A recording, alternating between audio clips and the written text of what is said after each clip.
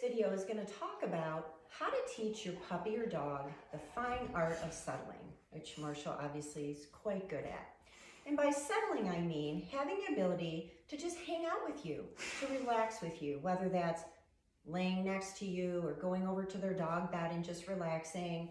We don't want to have puppies and dogs that need or demand constant interaction with us, meaning you need to be playing with them, walking them, taking them outside, running them around. That's just not really how many of us can live our life, giving our dogs, 15 hours of nonstop attention every day. It's also exhausting for the dog when most dogs need about 18 hours of sleep every day. So when we start working with puppies from the time they come home, we're really helping them learn to just relax and hang out with us, that everything isn't all geared around play and exercise. So if you have a puppy in your home, the first thing you need to be keeping in mind is that they do need management and supervision. Management meaning using crates and gates, a confined area, whatever that looks like in your home. But having a puppy freely running around your home is very unsafe and it's not good for them. They're not getting adequate sleep, they're not getting breaks, and they're not really learning how to self-regulate, meaning when they get tired, they can just lay down and go to sleep. Most puppies will just keep going and going and going until they're exhausted. And we see that come out as very frantic behavior. It's usually at the end of the day. So this can be an exercise that's very helpful if you start working when you get a young puppy. This is also great for adolescent dogs or young dogs who are active, who really want to have time with you, but you don't have the time to keep throwing that tennis ball or playing tug with them. We want them to learn to just relax. This is also helpful when you take your dog out in public. Dogs can get very excited when you take them places. It's new, there's a lot of distraction, there's a lot of different things going on. So we want to help them learn from an early age that when I stop moving and maybe sit down or stop to talk to someone, that they can just choose to just lay themselves down or sit down next to me. That it isn't a constant battle of me trying to control my dog and get them to stop doing something because they want to do something other than what I'm choosing to do in that moment. So we do want to make sure that our training is age appropriate. I would never expect from a 4-month-old puppy what I would expect from a 20-month-old dog. It's not fair, and he hasn't had time to practice and he just isn't capable of doing the things that an older dog could do. But we do want to start laying that foundation very early. And here's some ways that you can do it. In this particular exercise, I do not use a clicker, but I do use food rewards. And the reason I don't use a clicker is the click is typically telling the dog, you've done the behavior that's earned you a treat and that behavior is over. So it tends to end the behavior. This is a situation where I want the behavior to just continue on. I'm using the reward as a kind of keep going, you're on the right track type of reinforcer. I'm feeding him for being in the right position that I want him to be in, which could be sitting or lying down. So I won't be using a clicker, but I will be using treats.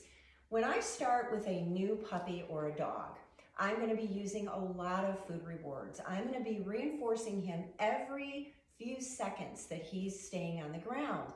I typically will offer the treat on the floor between his front paws, because if I sit here and keep feeding him this way, he's really focused on me, and over time, most dogs, they get excited, they start wanting to get more and more treats, they might start jumping up on you because they're excited about getting treats.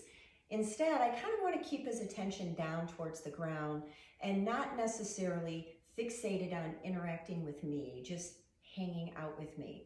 So the way you get the process going, and I'm going to toss a treat to get Marshall to go get up off the ground and go do something else. Release. I'm going to get him to move. So I'd walk into a room with him. I'd find myself somewhere to sit down. I'm going to just sit in my chair. I'm going to wait for him to come back towards me in a moment, and I'm going to just sit here and hang out with him. I'm not going to tell him to sit or lie down. I'm going to wait until he offers up the behavior that I want, and then I'm immediately going to start reinforcing him for being in that position.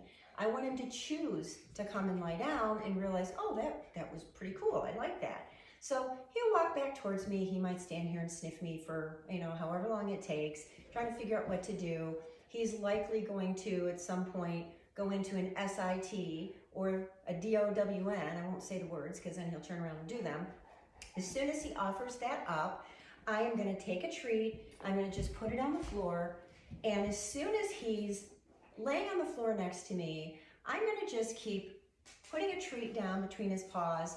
In the beginning, maybe every 5 seconds, when he was a young dog, I would reinforce him very, very consistently. So if he continues to stay on the floor, I don't care what he's doing. He can look around the room. He can keep looking towards me. It doesn't matter. Staying on the floor is what makes that treat keep showing up between his front feet. And I'm going to do it every 5 seconds. When he is in this position for maybe a minute, then I might start to back the treat off. It might be every 10 seconds. So every 10 seconds that he stays in this position, I'm going to keep putting a treat down for him. I'm not telling him to stay. I'm not telling him to lie down. I'm not telling him to do anything. And I'm not petting him and whipping him into a frenzy. So he broke and stood up. So I just ignore that. I wait now to see what choice he's going to make next. Is he going to just stand there and stare at me? Or is he going to choose to do what was previously working, which is this behavior? As soon as he puts himself back on the floor, that starts the treat machine up again. So pups learn very quickly. When I stand up and walk around or move away, nothing happens. I don't get punished. I don't get reprimanded. I also don't get rewards. When I come back and repeat what was working, there it goes. Treats are back.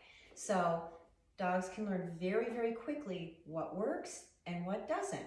So as time goes on with this exercise, again, it's based on your dog's age. With a puppy, I'd probably be at the 10-second mark for maybe a week of training, doing, 2 to 3 minute sessions tops. Puppies should not have long marathon training sessions.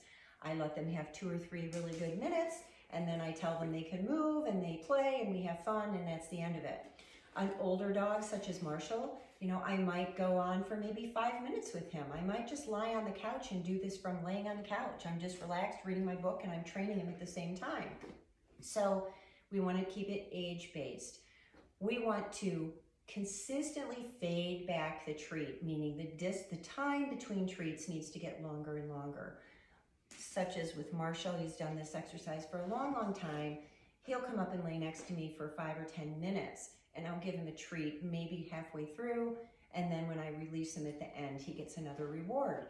But he's been practicing this for a very long time. So the goal of this exercise is not to make your pet dependent on getting those treats to do this. This is part of the training process. We're reinforcing, therefore strengthening this behavior. You can call it something. You could call it settle. You could call it chill. You could call it whatever you want to call it. My dogs just know when I stop moving, they stop moving. It's just a pretty simple thing for them. But we want to make sure over time that we're fading all of this out. In all the training that we do, our goal is not to have dogs who only turn their brain on when they see food. Food is a reward for a job well done. We don't use it as a bribe. We don't use it as a lure. We use it as a reinforcer or reward. So it is important in all the training that we do that we're gradually fading it out of the picture. But gradual is the key. We need to give them time. We need to base it on their age. And then when your pup's doing really well at home, then you can start to take this into different situations. Go sit on your back deck. A lot of distraction outside. Do it outside for a few minutes. The next time you go to the vet with your puppy or dog, do this at the vet. Maybe not in the waiting room where it tends to be more hectic, but do this in the exam room. Instead of having them bouncing off the walls waiting for the vet to come in, start to practice your settling exercises with them. This is a skill you can take everywhere you go with your puppy, but you have to practice it first at home so that they really can have a solid skill before you take them out in public and add a lot of distractions.